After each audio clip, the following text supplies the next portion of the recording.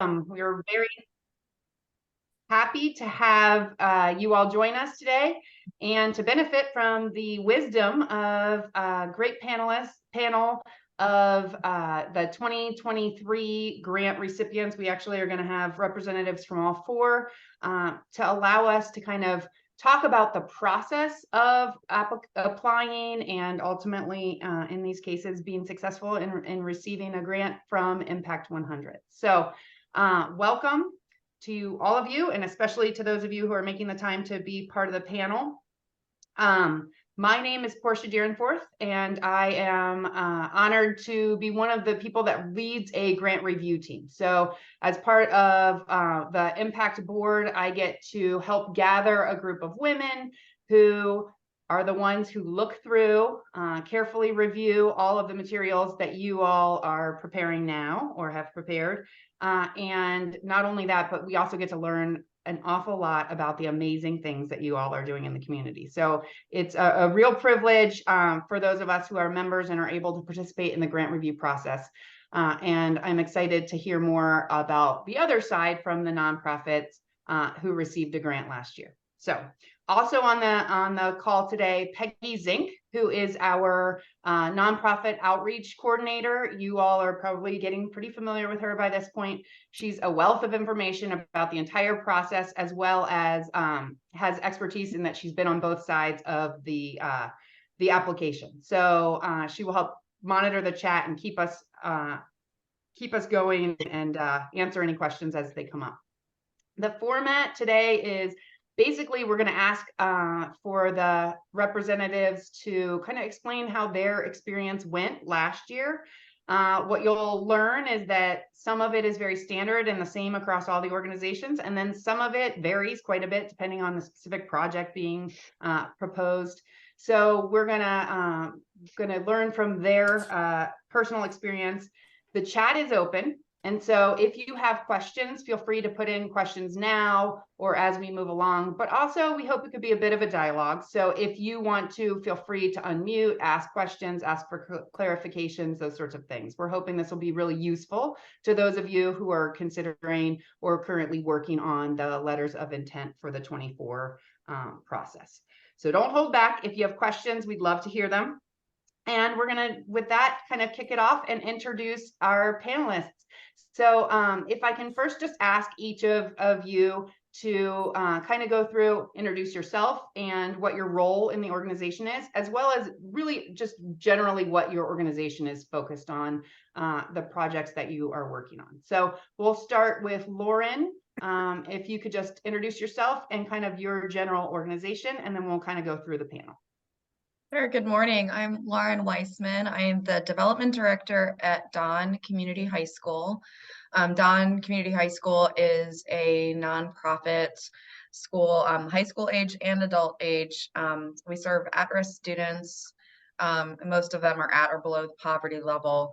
Right now, we're in our 22nd year, and we have around 1,700 students and give or take 10 programs. We're always adding some programs.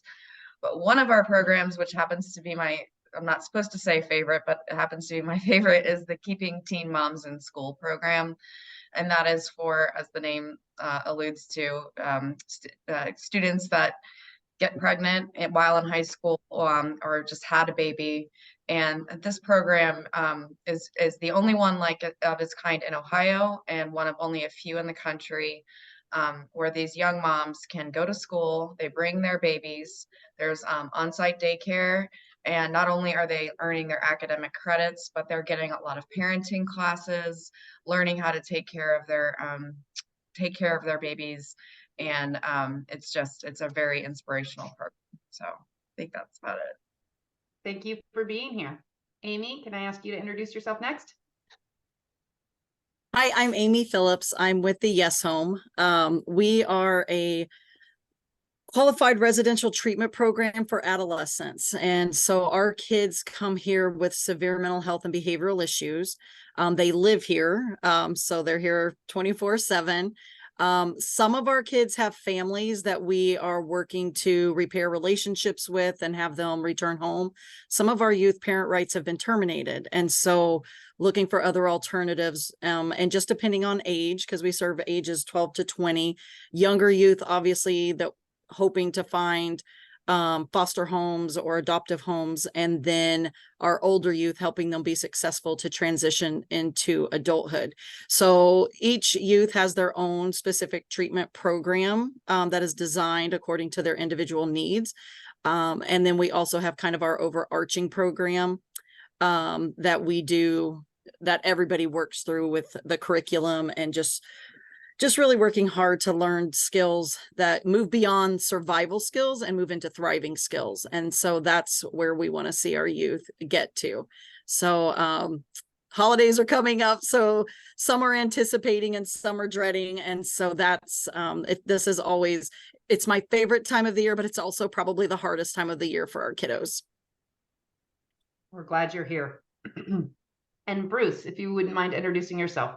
Well, thank you, Portia. So good morning, everyone. My name is Bruce Kentner, and I'm the director of what is called the Samaritan Car Care Clinic, physically located in Covington in northern Kentucky. Actually helped found the Samaritan Car Care Clinic as an all-volunteer effort 16 plus years ago, just trying to offer a hand up to low-income single moms who couldn't even afford an oil change, the cost of an oil change. So what we do is we address transportation barriers. We don't hang out a shingle and say, hey, come get repairs. What we've done for years is we work with and collaborate with, now it's well over 10 social service agencies. So those agencies, the clients of those agencies, they peel one onion layer back, and access to affordable and reliable transportation is such a huge barrier for their clients to attain financial independence, to stay on that path to self-sufficiency. We try one car repair at a time. We are flooded with demand. I just can't, what I try to say is we do not lack for demand. We just lack for supply. But that is what we do. We're in the car repair business. 70+% of who's referred to us are low-income single moms. So Lauren's comment earlier, at risk. Yes, 100% of the people that we are being tasked to try to help are definitely below poverty. Thank you for taking the time today. So thank you all. We also are hoping to be joined by Pamela Taylor, who is the grants manager for People Working Cooperatively, which is the 4th recipient of the 2023 grant cycle. She, we believe, might be having some phone issues. So it's Murphy's Law. When you're trying to do Zoom, that's when it hits. So hopefully she'll be joining us as we go along.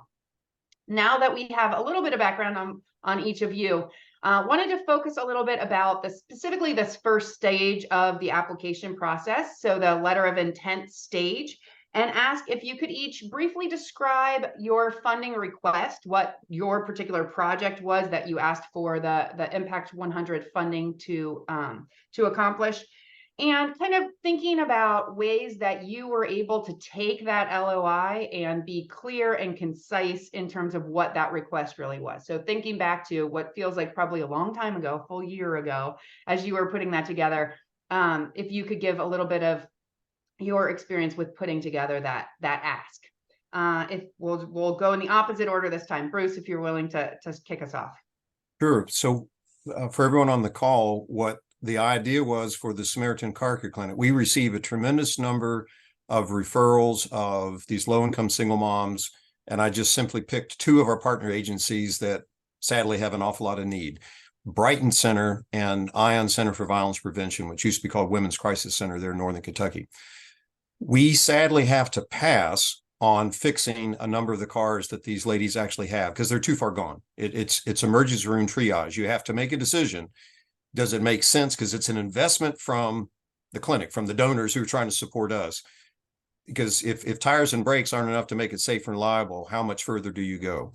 So the idea that we had was, if we could just gain access to better used vehicles as opposed to having to wait patiently for vehicles to be donated to the Samaritan Car Care Clinic, because we always have a wait list of these low-income single moms needing cars.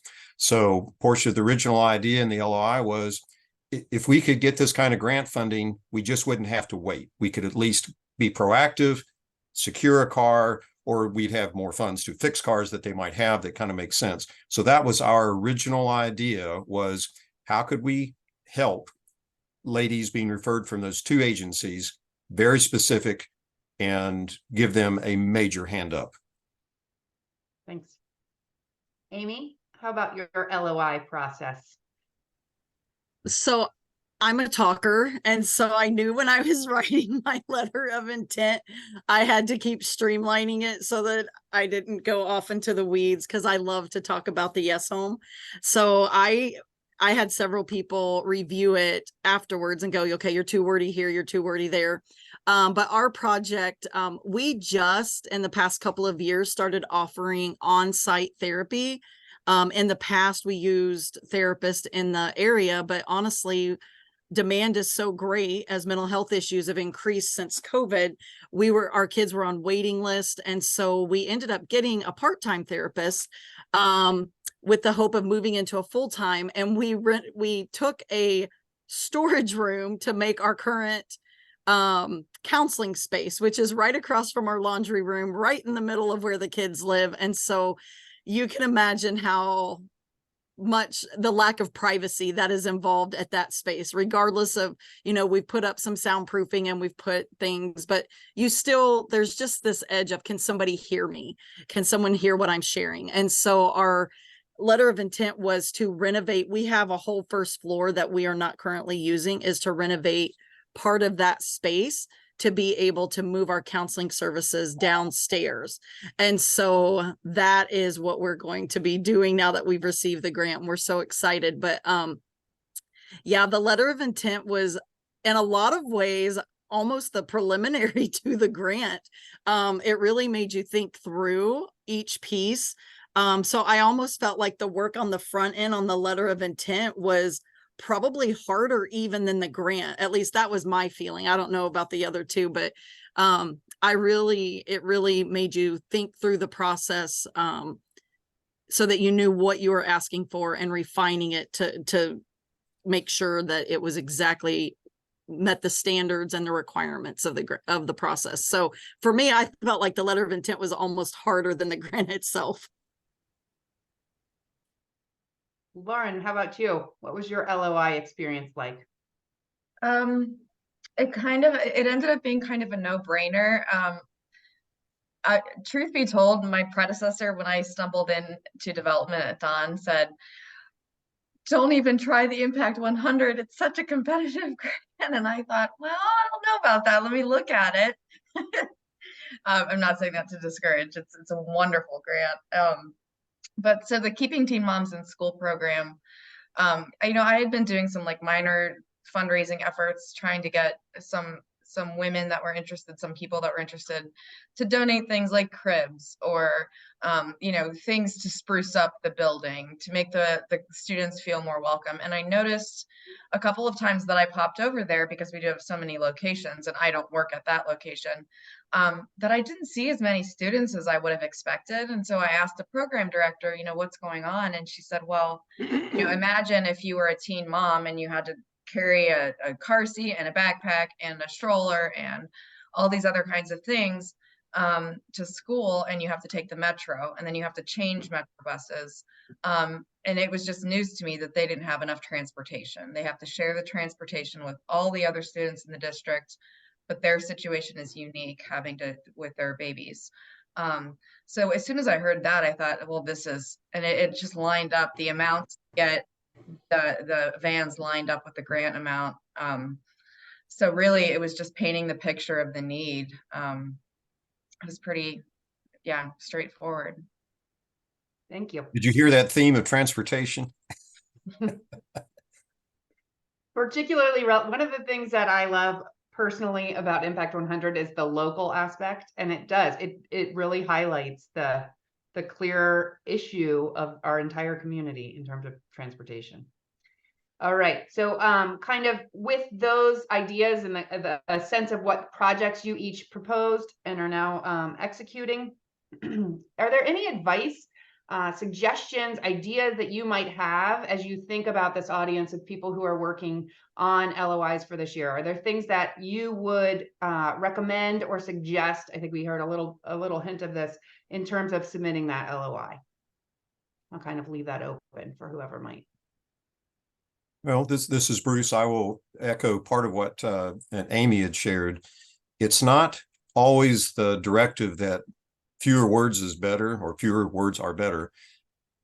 But if you have been on the side of reading grant requests or the LOIs or formal grant proposals, being as direct and clear as possible. So for the people who are on this call, I'm not saying that the LOI grant that I submitted was as direct as clear as it could have been. I'm positive it could have been improved upon, but that I had very similar to what Amy was sharing, always in the back of my mind. How do I lay out this need? How do I lay out the opportunity that Impact 100 could help? That's the whole idea. So think first of those things. First, what's the message I'm trying to convey? And then second, how could Impact 100 members help? And that hopefully will then drive or guide what you end up putting on paper or typing. Thank you. Yeah, I would like to kind of second that too. I think for me, what was helpful, and I always tried throughout the whole process, I tried to put myself in the position of somebody that was looking at this with no knowledge whatsoever.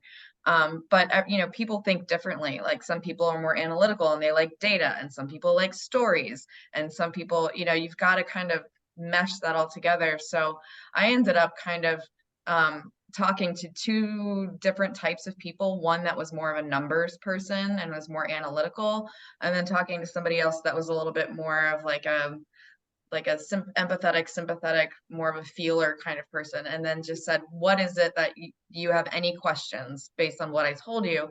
And I got a couple of extra different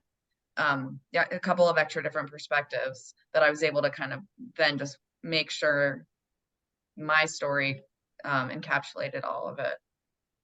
That's great. Portia, we do have a question that has come in.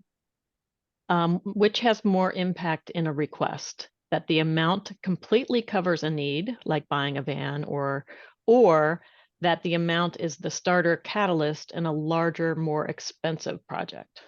So which has more impact? Peggy, do you want to take a swing at that? Yeah, I would say give equal weight to both kinds of projects. I will say the other organization, that PWC, that's not yet represented here, they were the fourth final grantee for this year. Theirs was a project that wasn't buying things, so a little bit different from what you see here. It was a workforce development project, so our funds were going towards development of curriculum that would develop their workforce as well as other workers in the construction industry. So ours was a piece of a larger project, and we have, and if you look back at past projects that we have funded, that is often the case, that we are not, it's not like it's always $100,000 budget and then, you know, our money comes in and they get the whole project done. More often we're a piece of a larger project. There does come a point, I would say, just general feeling of our membership, when it gets to be, you know, millions and millions of dollars of a project and we're giving 100,000, I will say that starts to feel a little bit harder, because we feel like we're not really making a significant impact. But again, you know, it's totally, we've got 400 plus women all weighing in on this. And so different people have different perspectives, and we talk through all that. So we consider all kinds of requests. And Peggy, may I add that so if it is a part of a larger project, we like to see where our money is going to go specifically.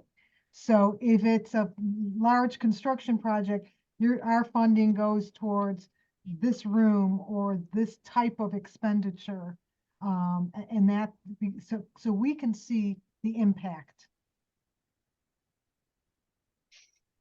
Thank you. And Yes. then we've had another question come in. Were you going to add on to that, Portia? No, I was going to say, so Okay. Rose, who was just speaking, is another wealth of information. She's been through a lot of Impact 100 cycles and helps guide a lot of these conversations. So that's That's helpful. Yeah, the next question is are there any keywords that we should include when writing our letter of intent? And I think echoing what Rose and Peggy just said, there really isn't one answer, which is one of the reasons I like the idea of this panel when we're talking about kind of what does a successful Impact 100 application look like? The truth is there is no answer to that. There's so much diversity in terms of what needs are in the community and how people are creatively trying to address those needs.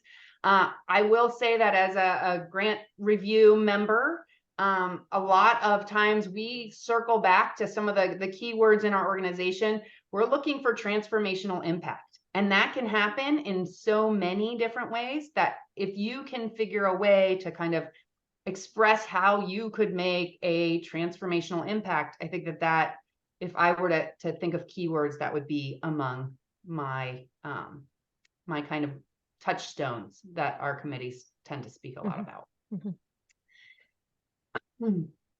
Looks like there are a couple more questions. Yeah, there's two questions that are very related. Okay, Will you consider proposals that just support staff salaries for program expansion? So actually, these are a little bit related, but not. Okay, so the first one is, will you consider proposals that support staff salaries for program expansion? Let's address that one first. I would say yes, we do, because that's how programs get done, is that people do them most, and in the case of, again, PWC, some of that funding is going towards like teachers who are going to be teaching the curriculum and so forth. So yes, we will consider, as long as it's staff salaries that are for the program that is being proposed. Rose, do you have anything to add, or Portia? No. Okay.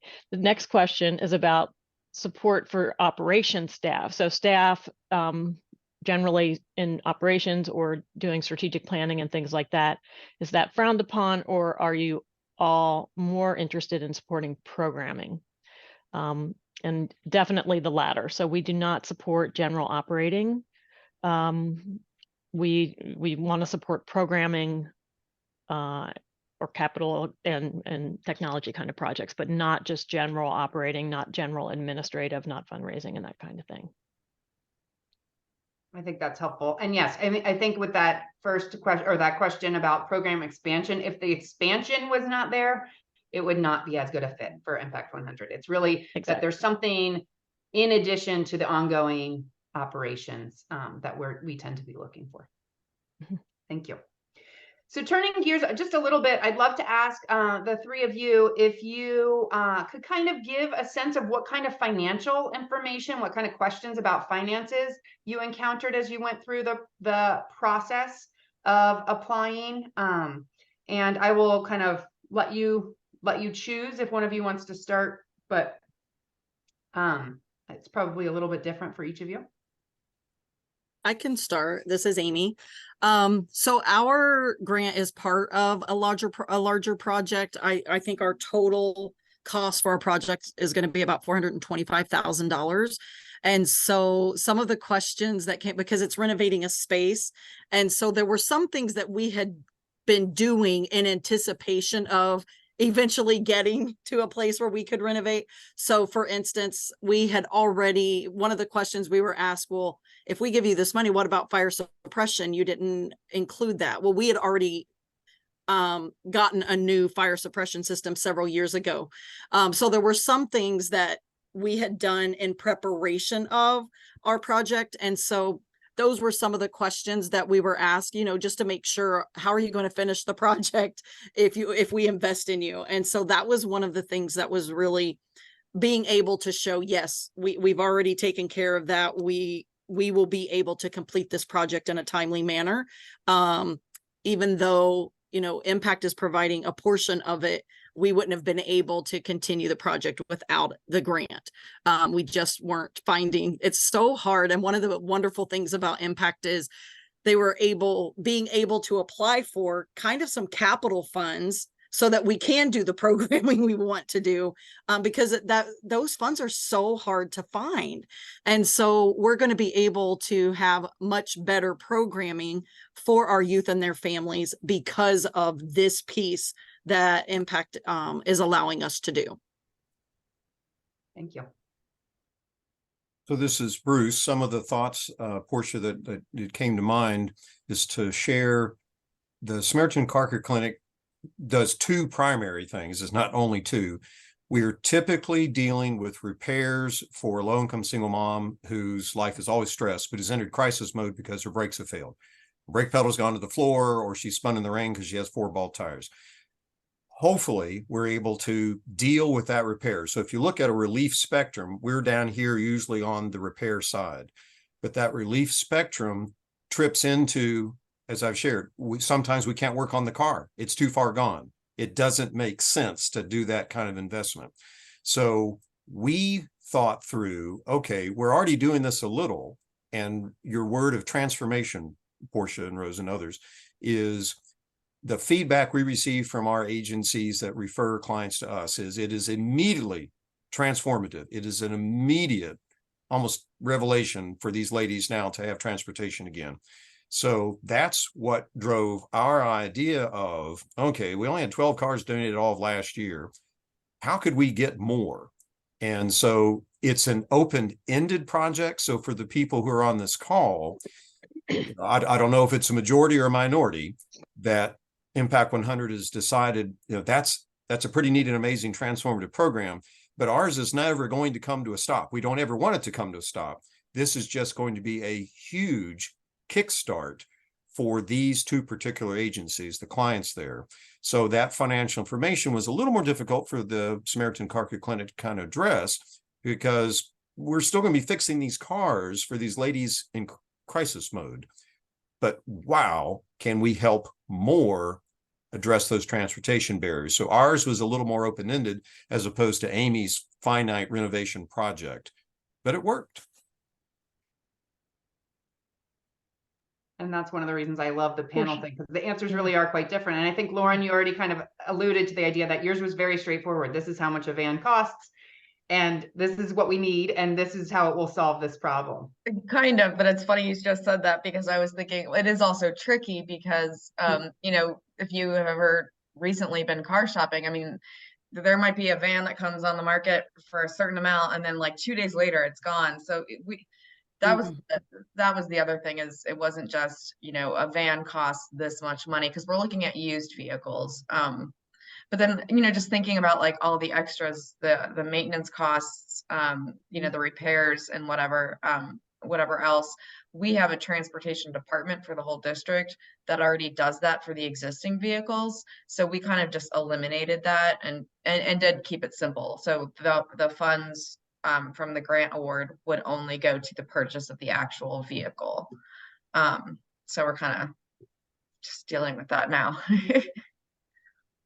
Portia, I do want to say that at the meet and greet at both Interact for Health and Cincinnati's, their Greater Cincinnati Foundation, both said that the digging and the evaluation that Impact 100 does kind of gives you the gold standard when you're looking at grants. So they said when they see someone has made it through to like the second stage of Impact, they know that this is a worthy organization to at least consider, because Impact does such a good job of kind of vetting the people to make sure they're in good financial standing. So I kind of took that, like I held that as, hey, this is cool, because, if we end up applying for grants further down the road, having Impact on our resume, so to speak, kind of gives us a leg up. So that was something that I remember Ross had talked about during his presentation. That's wonderful to hear. Yeah. And there are 400 plus members of Impact. So there are a lot of eyes on and a lot of collaborative ideas, right? So the goal, again, is to see where you all can present us with things that we can get excited about and help support in a variety of different ways. So I love to hear that feedback. Peggy, it looks like so there is a new question in the chat, and I will get to that in a second, but I want to go back and revisit, just add on to the question about salaries for program expansion. I said that, yes, we definitely consider that. I just wanted to add on that what the additional consideration for that kind of request is going to be, there's a question in the full application. So you don't have to deal with this in the LOI, but in the full application, if you're invited to do a full application, there's a question about how you will continue to fund the program on an ongoing basis. So if you are adding new people to expand a program, that question becomes really critical, because we start to get a little skittish about providing funding for a person that potentially doesn't get sustained. And now we've just sort of added a person and now they've lost their job because the impact money ran out or whatever. So when we are funding a significant part of salaries, that ongoing funding question becomes, I think, more important to us in rounding out kind of how we view that kind of request. The new question in the chat is, did you have a business plan written before applying? I guess that's for all the panelists. This is Bruce. I'd be glad to go first. The answer is yes. In other words, to try to receive or apply for other grants, other foundations, talking with individual donors, what are you doing? We were dealing at the exact same time of all this process going on, creating our own space. We had been virtual for 16 years. We received a gift of land. Then you have to borrow money, fortunately, from a nonprofit lender to nonprofits. That's how we're able to do it. So fortunately, I already had this pretty good idea of what we're trying to do, where we're trying to go. The collaboration was already there. So that's what I was able to share back with Impact 100 is we've already got the collaboration science down, or art, depending upon your perspective, because we are a recipient of referrals. So yes, we had a plan. And without a doubt, both in the LOI and the application, you could tell that the Impact 100 protocol was, you need to tell us about this and be very specific.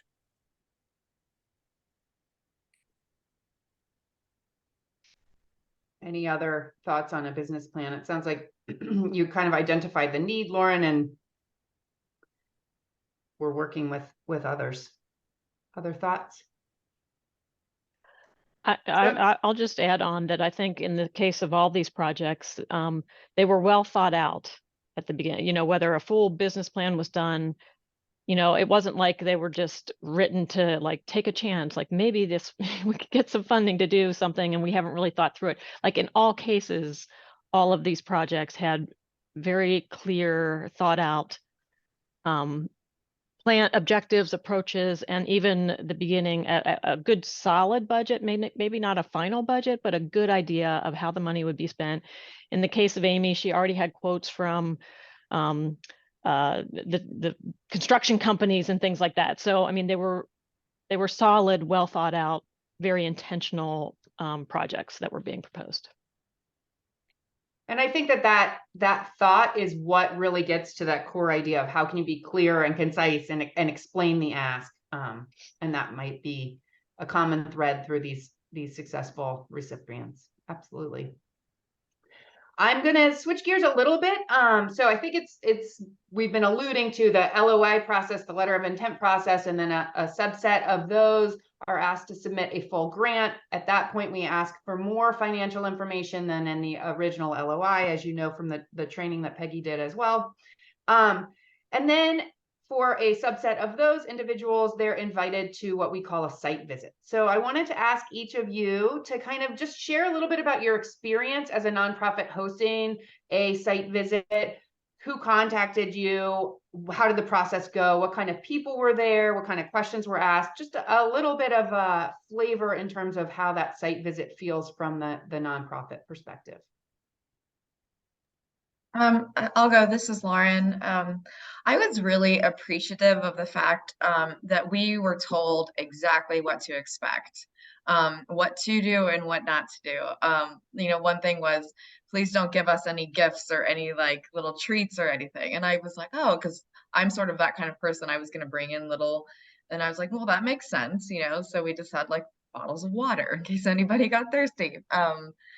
but it also seemed like there was a really good mix of Impact 100 members, just from, it seemed like their backgrounds as far as their day jobs, I guess you would call it, that could look at our program and our application from different perspectives.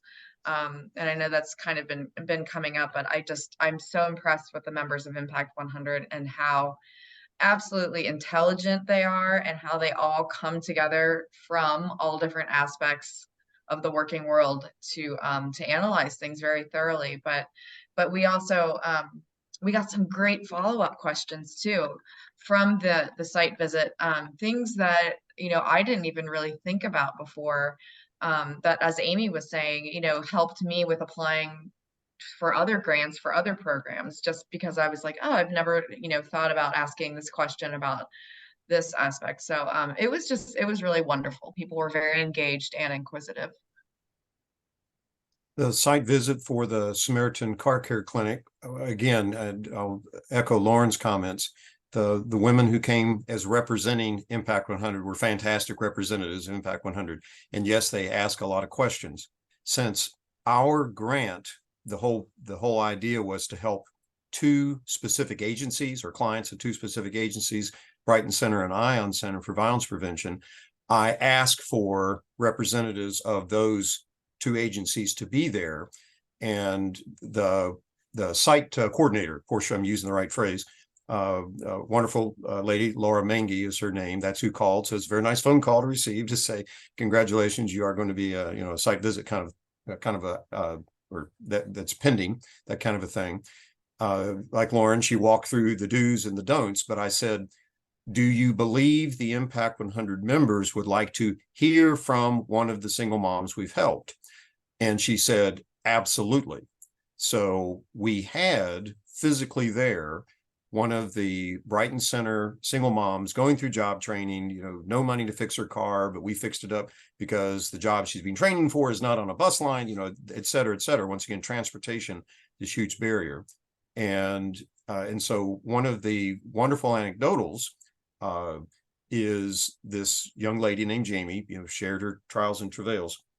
One of the Impact 100 members was the opposite of what Lauren was just warning against. She came up to me and said, I want to give this young lady a gasoline gift card. Could you get it to her? I said, yes, I'd be able to do that, you know, because the story is beyond compelling. So anyway, that was our experience, Portia. It was top notch. Thank you. Amy, anything you wanted to share? I just think one of the wonderful things is you are assigned, like we were assigned Kim Pruss, and Kim just guided us. And then as far as any questions, Peggy is amazing at just, if she asked for something and maybe you forgot a piece of it, she would get back with you. But everybody that is involved in Impact, their goal is to make you successful. Regardless if you end up being a finalist, like they want you to present your best and to do your best. And that was one of the things I loved so much about the group. And just like Lauren was saying, like I felt like after the site visit, like we had friends who were part of Impact 100. It just was such a warm and passionate group. They're very committed to supporting and making sure that what they are giving to is something that they are proud of. And so that was, I just met wonderful people throughout from the site visit, and then to continue to see them throughout the process was pretty cool. It's definitely one of the huge perks of being a member of Impact 100 is being able to meet and participate in things like the site visits. It's a vantage point into the work that you all are doing every day that many of us otherwise wouldn't have an opportunity to do. So I think there's often a real joy from both sides in terms of being able to share this important work that's happening. I see that there is a question. What if you are a nonprofit that doesn't yet have a physical location? That comes up very regularly and is not an issue. So typically it's just handled on a case-by-case basis. But typically the site visit can be held somewhere that the services are provided. So if there's a collaboration, I've been personally at site visits at schools where it was not the school that was applying, but an organization that partners with them. They have been hosted with other partners. It could even be a conference room. Really, depending on the project, whatever opportunity there is for the Impact 100 grant review team to get to know in person, have an opportunity to hear, meet you in person, as well as whatever might be appropriate. As you can see, that the site visits look pretty different depending on the organization. But yes, there certainly are lots of flexibility in terms of where it would be held if you don't have a site that is your organization's headquarters. Thank you. That's helpful to kind of get a sense. Moving even further into the process, the annual award ceremony is held. That is, and in this case, it was at Music Hall, and it's an opportunity for all of the finalist organizations to come, along with members and guests. And the final outcome is announced. So I'm curious if you have anything to share about what that experience of the annual award ceremony, or kind of leading up to that, was like for you. It was stressful, and it was like going to the Oscars. That's what I have to say. Like, because you go into it not knowing you're a finalist, but you don't know if you've won. And so to be there and you get a chance to talk, and Music Hall is beautiful, by the way. I had not been in that particular room before. But to be there with, for me, my board and supporters, and interacting with people and getting to introduce some of them, you know, because you get to know, like we got to know several people fairly well throughout the process, to introduce them to board members that maybe, or different people from staff that hadn't met them, that was kind of fun. But I will tell you, that was an amazing experience. I wasn't sure, because I'm like, man, this was intimidating. I felt like I don't normally go to award ceremonies like that. And it was such an incredible experience. And also, you know, you get a chance to hear from the other finalists. And I was just like, man, I would vote for every one of these. Like, I can't even imagine making the final decisions. There were so many wonderful programs, and to hear what is available throughout Greater Cincinnati was amazing. And it made me really proud to be a part of it, but also to go, hey, I want to, and we've talked to different organizations that were there to see, can we collaborate in some way in the future? So that was really cool for us. The thoughts going through my mind the whole time were, it is an incredible honor. I'll echo what Amy just shared. Wow, were there some really neat organizations that the Impact 100 team, you know, had to whittle through, that kind of a thing. And so I was completely at peace, nervous, yes, but completely at peace, understanding of, look, the clinic, we got this far, we'll celebrate. What was incredibly heartwarming was the number of women who came up to me. Yes, I was wearing the same logoed shirt, you know, no beard at that time. You've already joked about that, but said, the work you're doing is just incredibly impactful, very important. And by the way, I voted for you, you know, that kind of a thing. And so that was heartwarming for them to take the time to come up and just say, we are so pleased that you are here. Of course, they also did not know if you were going to be funded. But that the panel experience, I mean, Amy didn't necessarily direct specifically to that.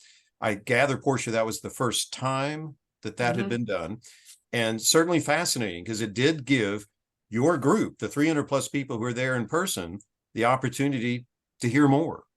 And so I was greatly thankful for that. So the panel that Bruce is alluding to, we actually had representatives from all 7 of the finalists that last year we had seven finalists. So with the hope that we could make some connections across organizations, as well as really highlight all 7, because to get to the finalist stage is really a testament that there are many Impact members who are really championing that project by that time. So all of the members are kind of given an opportunity for a spotlight, not just those that receive it. Lauren, was there anything you wanted to add about the awards? Yeah, I was kind of thrown for a loop about the panel, like towards the end, because we didn't know about it originally. I was moved to tears with the panel, because I was, instead of there being 7 finalists that, you know, you kind of feel like are competing for 4 grants, you know, it felt just like how much overlap the different organizations had and how much we had in common. And then it was just a really big reminder. Like I had a moment when I was watching one of the panelist segments, there was 2 of them, and it was, I looked around the room and it was just like all of these organizations that are doing such good work for the city. And then this group of women from Impact 100 that are pooling their money together and are putting so much of their extra time. You know, yes, it's a long process. It's a little bit of an arduous process sometimes, but like how wonderful that people care this much. And so the award ceremony was just, it was very special. It made, I think, the finalists feel special, but I would imagine as a member that it would feel, you know, special to kind of, you know, be in this grand space and just recognize the importance of doing good and giving to others. So it was cool. It was really neat. So in that's kind of the cycle, right? From LOI all the way to the end. So if we kind of broaden out a little bit, I'm curious to hear if you have any advice that you would share with members who are thinking about applying, things that you wish you had known that you maybe didn't know until you got into the process. Are there things that you, looking back, were surprised by? Are there things that on this side of the process might be helpful for this year's applicants to know about?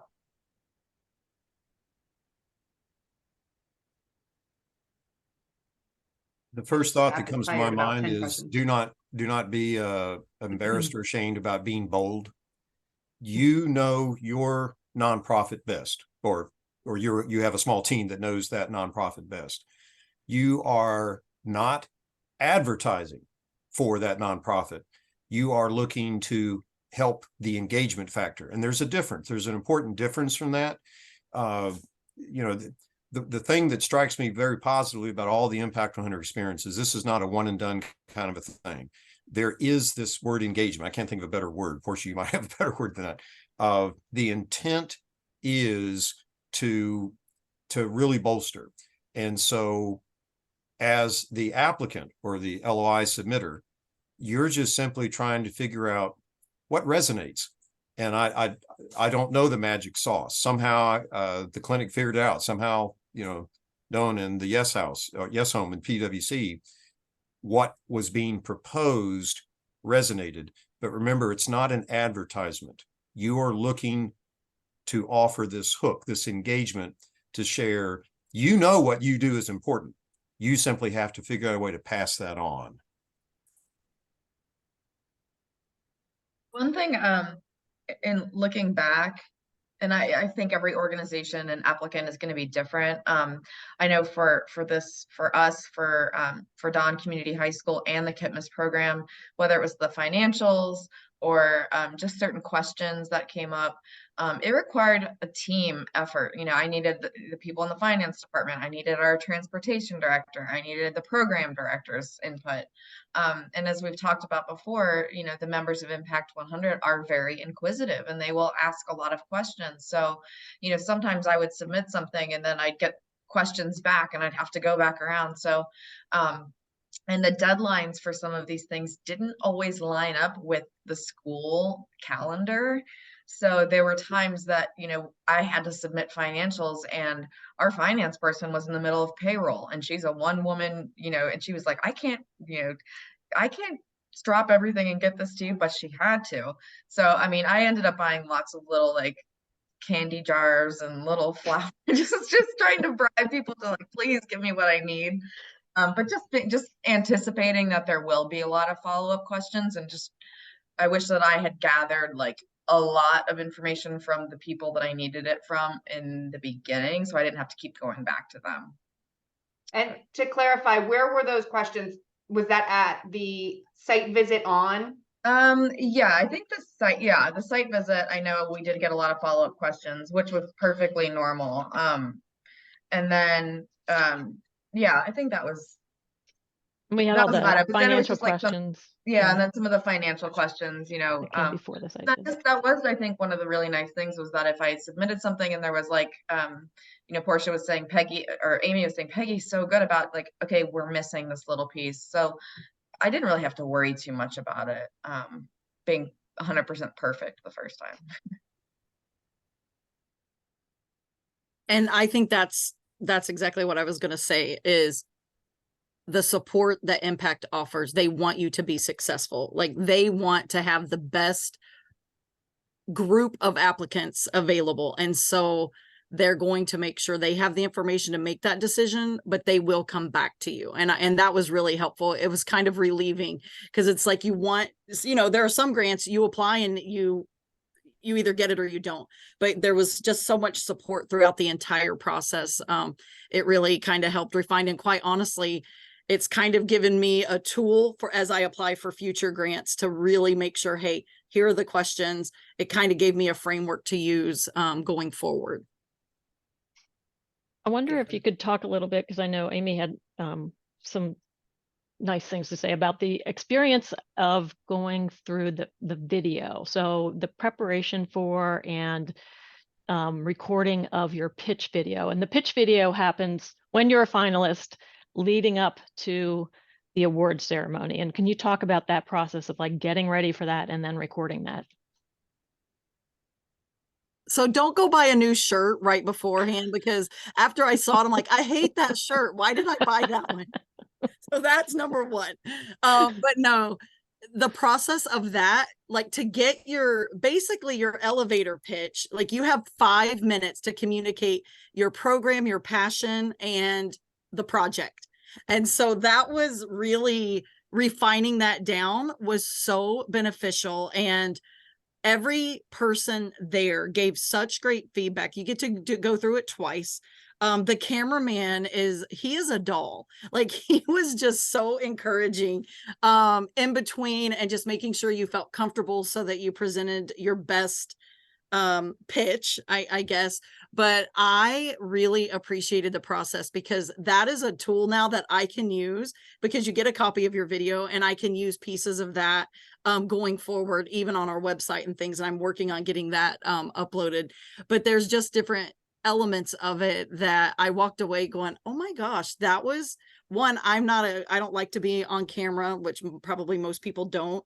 But to go through that process, set that all aside and just, you know, love your program and share it. And that's what I walked away with. And I will also want to say that throughout the process, the other piece of meeting people from Impact is we got some support in different ways separate from the grant. And so that was exciting too, to have other people. And I know Bruce touched on that too. Who there were elements of our program that they wanted to support, whether it was donating a thing or donating some money to the program. So every part of the process is important because you don't know what is going to impact someone in the Impact 100 group.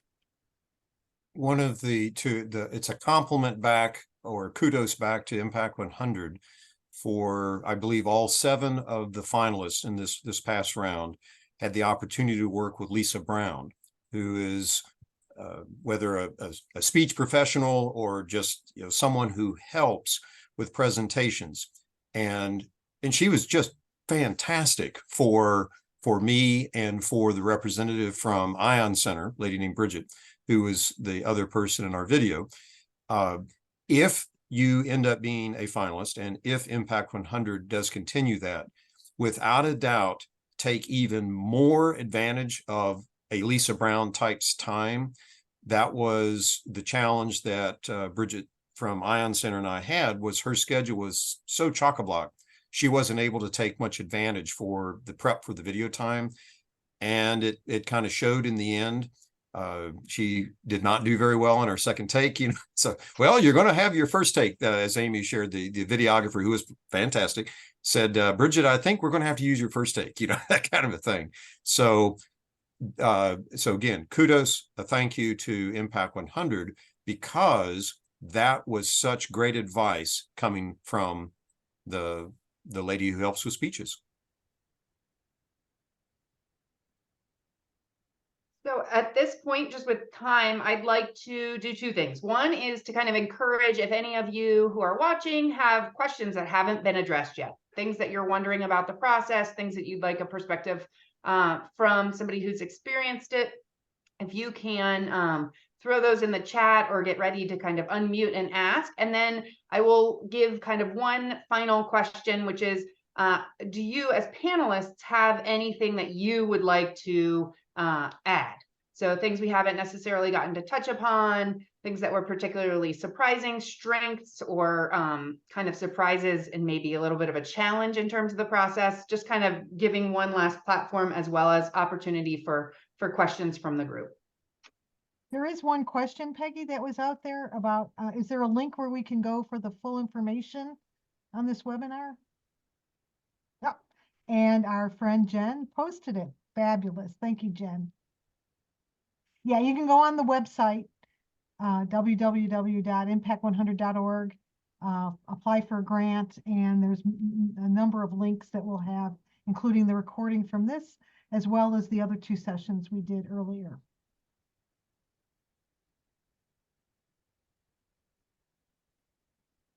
Any last thoughts or questions? We're very grateful to have this this feedback. We're also always looking from both sides, right? So whether you apply for LOI or get all the way through finalist, if there are ways that you can see ways for Impact 100 to improve, we as a group of people trying to make it a positive impact would love to hear those feedback respects as well.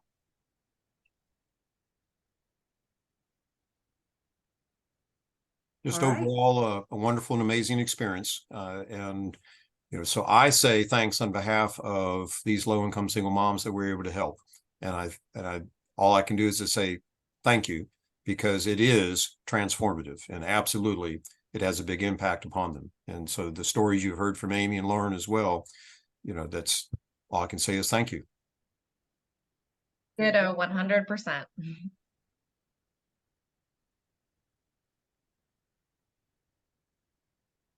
Looks like we're getting a question.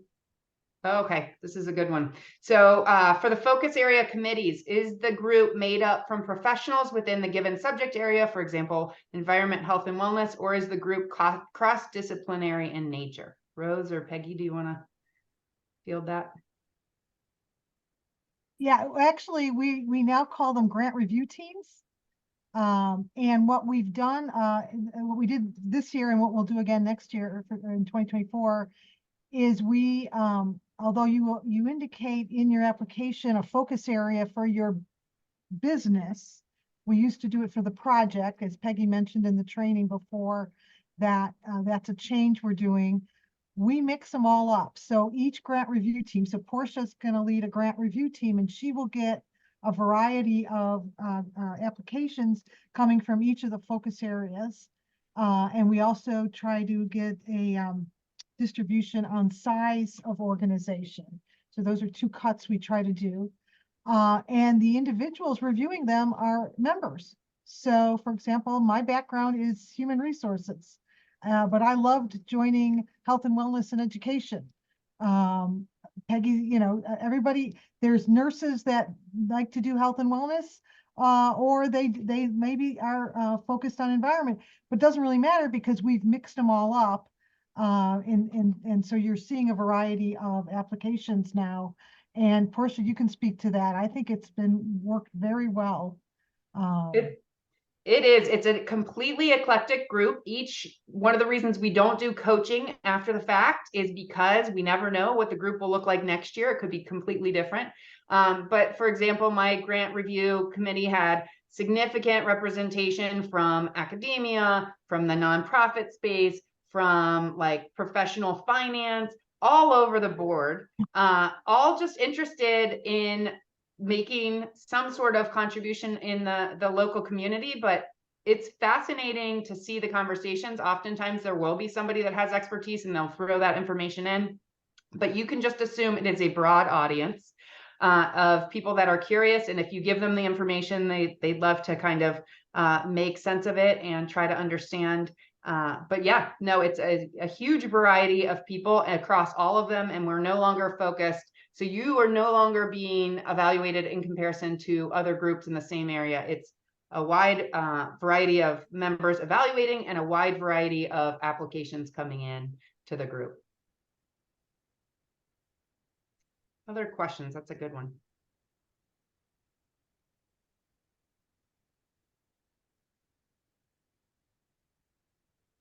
Okay, well, we very much appreciate your time. This video will be available on the website as linked.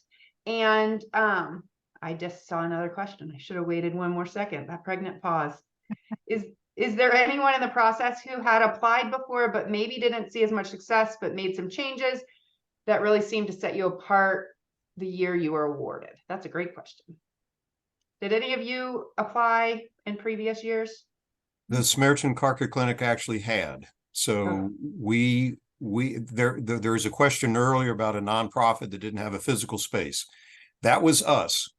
So in the 2022 cycle, I did apply at the encouragement of a couple of members of Impact 100, even though we didn't have our own building, but we were working towards that dream. So we made it down to the site visit round, and I literally had 16 ladies from Impact 100.